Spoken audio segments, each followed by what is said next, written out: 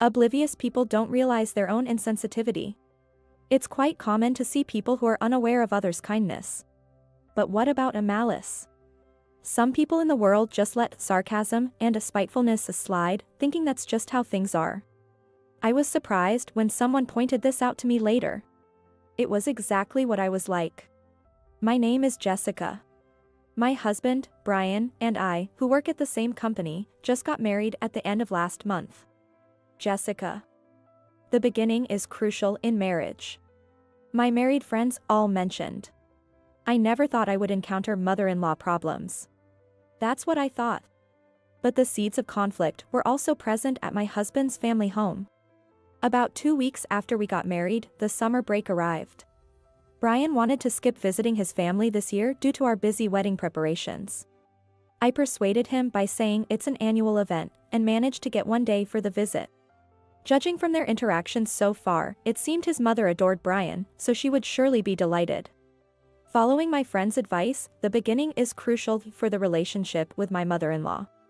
During the summer visit, I planned to showcase myself as a thoughtful daughter-in-law. I titled it, The Thoughtful Daughter-in-Law Plan, and it was set into motion. On the day of the visit, we arrived at my in-laws' house in the afternoon.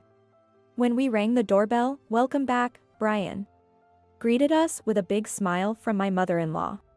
"Been well?" My father-in-law asked with a grin, appearing shortly after. Actually, I'm not too comfortable around my father-in-law. Sometimes our eyes meet, and I feel like I'm being observed. He seems kind, though. I looked away and watched my mother-in-law, who was happily chatting with Brian. I was thinking how much more pleasant it is to watch someone with an expressive face like hers, when suddenly our eyes met and she gave me a clearly displeased look. That made sense. I had been staring rudely. Sorry. I was just lost in thought. I apologized. If you're tired, you didn't have to come back with him, she retorted. Huh? But Jessica came for. Brian started to say something, but at the same time, my father-in-law called him over with a Brian, and Brian went to him with a sigh. Now, it was just the mother-in-law and me. A chance for recovery. Jonah. Is there anything I can help with? At first, my mother-in-law seemed grumpy, but then she had a sudden idea and asked, could you go shopping for something we're running out of? She wanted herb-infused seasoning. You might not know this, but Brian really likes it. There's a shopping center about 30 minutes from here. Her expression was now cheerful, quite a change from earlier. Understood. I'll go and get it. I replied, readily accepting the task. In fact, I also love the same seasoning. It's not widely popular, so it's not always easy to find, and I had trouble locating it in the same chain of shopping centers before.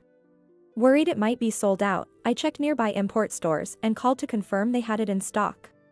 I found a store about 15 minutes away by car and promptly headed out. Returning home in less than an hour, I saw my mother-in-law preparing tea in the kitchen. Oh, you're back early. Did you not find what you were looking for? Don't say you couldn't buy it because it wasn't available. Do you think that would be acceptable? Of course, it's unacceptable to return empty-handed. What? She was visibly surprised as our eyes met. You actually found it? She asked, shocked, so I explained. I went to a different store. It's only a 15-minute drive from here. They carry a wide range of products from the same manufacturer. You should definitely check it out. That should be a thoughtful daughter-in-law. I thought I must have impressed her, but she looked like she had just eaten something bitter. Jonah? Did I do something wrong? I just remembered something else we need. This time, we really have to go to the shopping center. I understood the situation, noticing her expression, while my mother-in-law began writing a shopping list. Then my husband, Brian, appeared and said, "Oh, Jessica, you're back? Going out again? To the shopping center? I'll come too." "Leave the heavy lifting to me," he said. "Brian, I was just preparing tea. Jessica's not a child, she can go alone, can't you? If there's time for tea, why don't you go? Don't make Jessica do it." I insisted Jessica should go. It seemed the mother-in-law had been looking forward to tea time with her son. "Why don't you have tea with Mom?" I'm fine, I suggested to Brian. But she quickly refused. No, just do what you want. Let's go then. Finally, some alone time. It's like a date. It's a shopping trip. I thought to myself, amused by Brian's cheeky grin. When we returned from shopping, it was already time for dinner. Brian. Your favorite sushi tonight. Mother-in-law announced cheerfully, having dropped her earlier grumpiness. She must be a straightforward and loving person. I ordered from our usual place. Deluxe sushi, just for the family. With a lacquered black sushi container on the table, my father-in-law was already seated, smiling cheerfully. We were invited to sit down, so we took our seats. Brian peeked inside the sushi container and said, "Hey, Mom. One of these is different." True to my husband's observation, one of the sushi containers had different toppings. Egg, shrimp, tuna. It was the standard assortment. Oh, that, my mother-in-law stopped making soup and began arranging the sushi containers. According to her, the sushi restaurant made a mistake in the order. I was surprised by her casual acceptance. Did you ask for a refund? A refund? Well, it's our regular place, so. Even if it's a regular place, they should correct their mistake. It's none of your business. I'll deal with it later, she concluded loudly.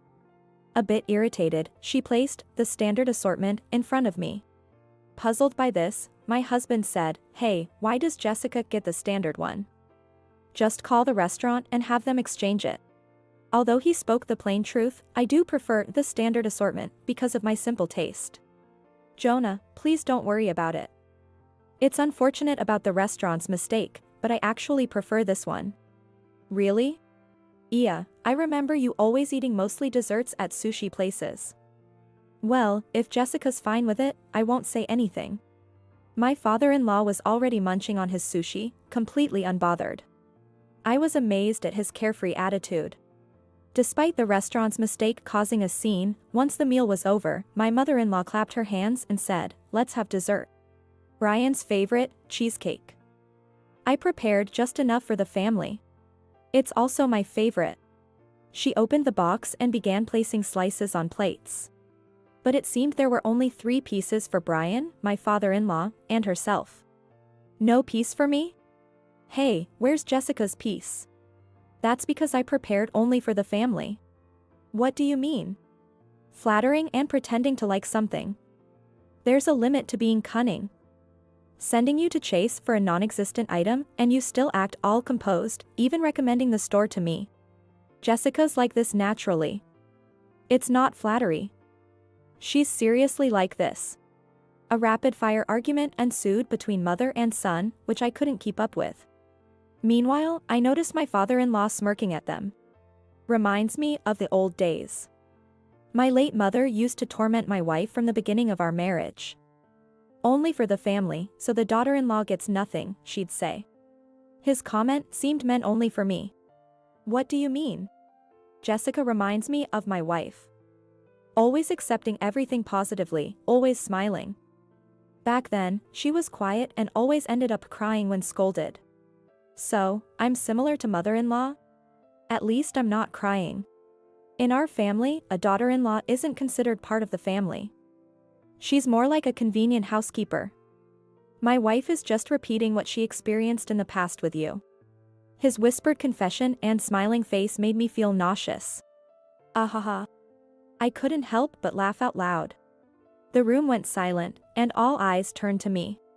Now I understand this family. Since I'm not considered part of it, I'll file for divorce. The carefree old man was the actual cunning one.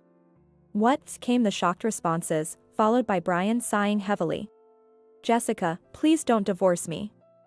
I'll just cut ties with my mother, okay? What? Cut ties with the mother-in-law? Not the father-in-law? What do you mean, Brian? You'd abandon your own mother for this woman? A woman who's nothing but a flatterer, a nasty person. I raised you with care, and you choose her over me. Shocked by her words, I stood there stunned. No matter how positively I tried to hear it, it was criticism against me. The words from my mother-in-law felt less like a loving mother's concern for her son and more like a woman's scorn for infidelity, which sent chills down my spine. My husband, Brian, unfazed, directed a cold gaze at his mother. That's the problem. What? Mom, you don't truly care about me. You're just pushing your feelings onto me. If you really cared about me, you wouldn't treat Jessica, my chosen wife, with such deceit and declare her not part of the family. His words made me recall everything that had happened at my in-laws' house. The deluxe sushi and the cake my mother-in-law ordered, just enough for the family. I had assumed it was a coincidence or a mistake by the restaurant, but it was all her spite. She wanted to show me I wasn't part of the family. Brian, unaware of his father's deceit, must have thought I was suggesting divorce because of his mother's mistreatment. My mother-in-law, who had suffered similar treatment in the past, now doing the same to me, and my father-in-law, who had enjoyed watching and not intervening. What a perfectly matched couple. The more I had wanted to get along, the stronger my sense of betrayal and anger. Brian, don't say that. I just wanted Jessica to be prepared as our daughter-in-law to understand the discipline of our house. It's disgraceful for a husband to defend his wife like this. So, a husband should stay silent when his wife faces unjust treatment? Just become a coward? I was bullied by Grandma too. Treated as less than family. But Dad never said anything. I never got defended, so why does she get kindness from you? My mother-in-law, in her extreme agitation, slammed her anger down on the table. Brian, startled, looked at his father. Mom, you were bullied by Grandma? His father feigned ignorance under Brian's gaze. My mother-in-law's face turned pale. So you did this to Jessica despite your past? Do you lack a human heart? Poor Jessica, sorry, my wife was wrong. My father-in-law's gaze at me screamed, stay silent. He wanted to make his wife the sole villain, to avoid his son's dislike. Huh? Don't joke with me, you terrible old man. I glared at him sharply, and he was taken aback. Quiet and calm daughter-in-law suddenly speaking out was, of course, surprising for him. So, a daughter-in-law is just a housekeeper, right? You whispered that to me, didn't you? Always crying when scolded by your mother, I heard. And you knew all along, yet acted so innocent. What? You deceitful daughter-in-law. You tricked us all along. Why should I not be allowed to enjoy watching those bullying? Blurting out in anger, he looked around in shock, but it was too late. I won't stay silent about such things. I can't endure. I laughed at him, and my mother-in-law turned to me. You understand my feelings, right? You have a kind husband, but I didn't. I had no choice. She tried to justify her treatment of me. No, I don't understand at all. If you feel remorse, why not apologize first? You weren't forced by anyone, were you? A person who willingly does bad things they experience to others, even if the world forgives them, I never will. I responded sternly, then turned to Brian. Cutting ties should be with both parents, not just your mother. Brian sighed deeply and nodded, of course. After that, Brian cut ties with his parents. We changed our contact information immediately, but my mother-in-law, thinking an apology would fix everything, came to our house several times. My father-in-law, due to the past I revealed, was in a sort of domestic separation. He loved Brian too, but blamed me, saying, it's your fault for everything. Apparently my mother-in-law kept digging up the past, arguing with him, it's your fault for not defending me, and they constantly fought.